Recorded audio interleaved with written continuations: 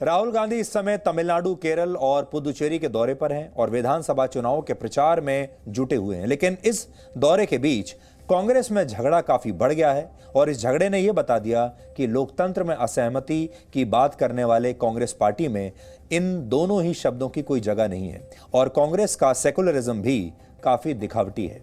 असल में धर्मनिरपेक्षता को लेकर कांग्रेस बातें तो बहुत बड़ी बड़ी करती है, लेकिन पश्चिम बंगाल में उसने वहां की एक कट्टरपंथी पार्टी इंडियन सेकुलर फ्रंट के साथ गठबंधन कर लिया और यह पार्टी कुछ ही दिनों पहले बनी थी। यहां ध्यान देने वाली बात यह है कि लेफ्ट पार्टियों ने भी इसी के साथ मिलकर चुनाव लड़ने का ऐलान किया है। सोचिए, वैसे तो लेफ्ट पार्टियां धर्म के नाम पर राजनीति का विरोध करती हैं, धर्मनिरपेक्षता की बात करती हैं और लोगों को गुमराह करती हैं, लेकिन अपने फायदे के लिए ऐसी ही पार्टियों से हाथ मिला लेती हैं जिनका राजनीतिक ढांचा ही सांप्रदायिक विचारों से पूरी तरह से संक्रमित होता है। इसे समझने के लिए आपको इस पार्टी के बारे में थोड़ा सा और जानना पड़ेगा, जिस पार्टी के साथ कांग्रेस पार्टी ने मिलकर चुनाव लड़ने का फैसला किया है। इंडियन सेकुलर फ्रंट नाम की यह पार्टी हुगली के पीरजादा अब्बास सिद्दीकी ने बनाई है और वो फुरफुरा शरीफ मजार के धार्मिक गुरु हैं और उन पर कई बार भड़काऊ और सांप्रदायिक भाषण देने के आरोप लग चुके हैं।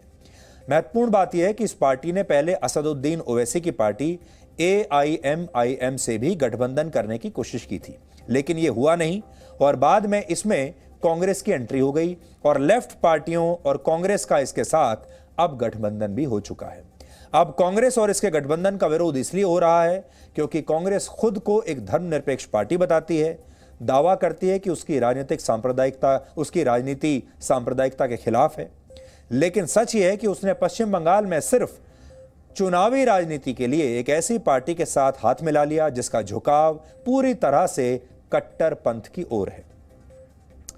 आनंद शर्मा ने भी आज इसी पर सवाल उठाए, जिसके बाद लोकसभा में कांग्रेस के नेता अधीर रंजन चौधरी ने भी उन पर पलटवार किया। दिन भर कांग्रेस नेताओं के बीच झगड़ा चलता रहा और आनंद शर्मा पर अपनी ही पार्टी से हमले तेज हो गए। जो पार्टी खुद को निष्पक्ष बताती है, अभिव्यक्ति की आज़ादी की बातें करती है, उसे आनंद शर्मा की बातें ही अब अच्छी नहीं लग रही।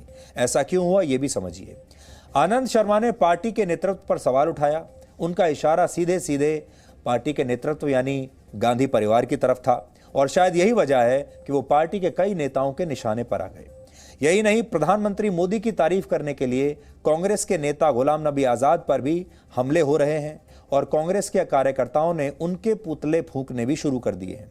गुलाम नबी आज़ाद जैसे नेताओं ने कभी सपने में भी नहीं सोचा कि उन्हीं की पार्टी के लोग एक दिन उनका इस तरह से अपमान करेंगे।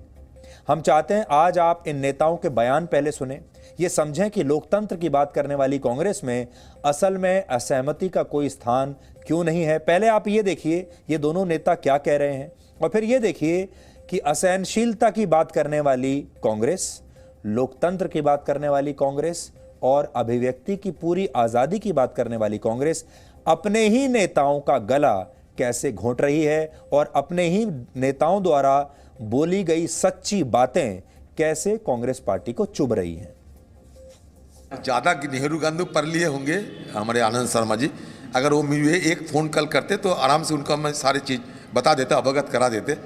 ये मुद्दा आनंद शर्मा जी उठाते हुए एक शोरगुल मचाना चाहते थे और उनकी ये मकसद लगता है ऐसा, कांग्रेस पार्टी की जो तस्वीर को ऊपर कोई कीचड़ छेड़ना, कांग्रेस पार्टी की जो तस्वीर उसको धूमिल करना वो चाहते हैं, हो सकता, इसलिए जो फजूल चीज़ है, फजूल बातें उठा रहे हैं। तो आपको तकलीफ है इस बात का कि उन्होंने फ़ोन नहीं करके ट्वीट किया और बाकी मीडिया में इस बात को बोला? बेकार, जरूरत नहीं था। वो तो चाह के मीडिया में ये बता दें और मीडिया को बता देने से किसी दूसरे को खुशी कर सके, किसी दूसरे पार्टी के नेताओं को खुश कर।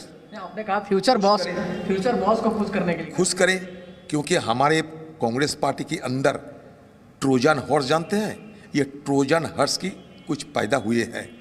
ये ट्रोजन हॉर्स जब तक हमारे कांग्रेस पार्टी के अंदर रहेगा, वो बीच बीच में इस तरीके की कांग्रेस पार्टी की छवि को धूमिल करने के लिए, कांग्रेस को और कमजोर करने के लिए उनका ये कवायद जारी रहेगी। तो ये ट्रोजन हॉर्स को कांग्रेस पार्टी से निकलना चाहिए। लेकिन ये तो G23 है जो ट्रोजन हॉर्स जिसको कह रहे हो लगातार। गुलाम नबी आज़ाद साहब कभी प्रधानमंत्री को तारीफ करता है, कभी ये करता है, तो ये लोग को क्या करना चाहिए पार्टी में? ऐसा एक तो रास्ता वो खुद ब खुद चले जाए, क्योंकि वो चाहते हैं कि कांग्रेस पार्टी ऐसा कुछ काम करे कि वो कह सकते कि मैं शहीद हो गए।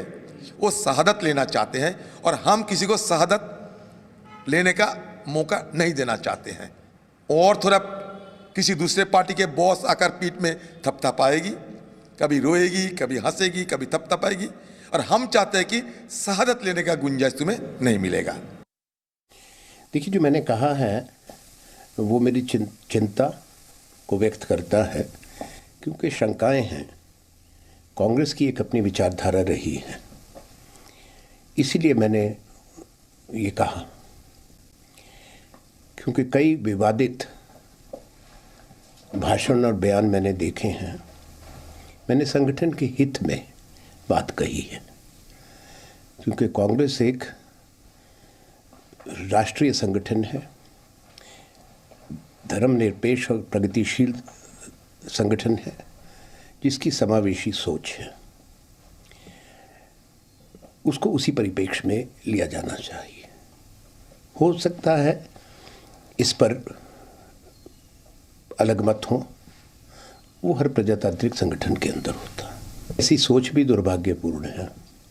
हमारा जीवन कांग्रेस के प्रति समर्पित रहा है और कांग्रेस की विचारधारा को हमने हमेशा आगे बढ़ाया है। खास तौर पे मेरे बारे में जो लोग जानते हैं संगठन के में योगदान को, मैं राजनीतिक संवाद में सभ्यता की महत्व देता हूं। सभ्यता को, ये मेरे संस्कार हैं और मैं उसी पर रहूंगा। तो आपने देखा आनंद शर्मा कितने दुखी हैं। आनंद शर्मा ने भी कभी ये सोचा नहीं होगा कि एक दिन ऐसा आएगा जब उनकी ही पार्टी में उन्हें इस तरह से अपमानित किया जाएगा और लोग कहेंगे कि आप खुद ही पार्टी छोड़कर चले जाइए। अभी आपने अधीर रंजन चौधरी की बात सुनी। अधीर रंजन चौधरी किसके बारे में बात कर रहे हैं? गुलाम नबी आज़ाद के बारे में, जो कि पार्टी में और भारत की राजनीति में उनसे कहीं ज्यादा ऊंचे कद वाले नेता हैं। अधीर रंजन चौधरी कांग्रेस पार्टी में गुलाम नबी आज़ाद से बहुत जूनियर हैं, भारत की राजनीति में भी बहुत जूनियर हैं। दोनों के कद में और दोनों के स्टेटस में भारत की राजनीति में इतना फर्क होगा कि अधीर रंजन चौधरी के तो मुंह से भी गुलाम नबी आज़ाद का नाम तक नहीं निकलना चाहिए। लेकिन आज वही अधीर रंजन चौधरी गुलाम नबी आज़ाद को नसीहत भी दे रहे हैं, आनंद शर्मा को भी नसीहत दे रहे हैं और कह रहे हैं कि खुद ही पार्टी से चले जाइए। ये हालत आ गई है इस समय कांग्रेस की।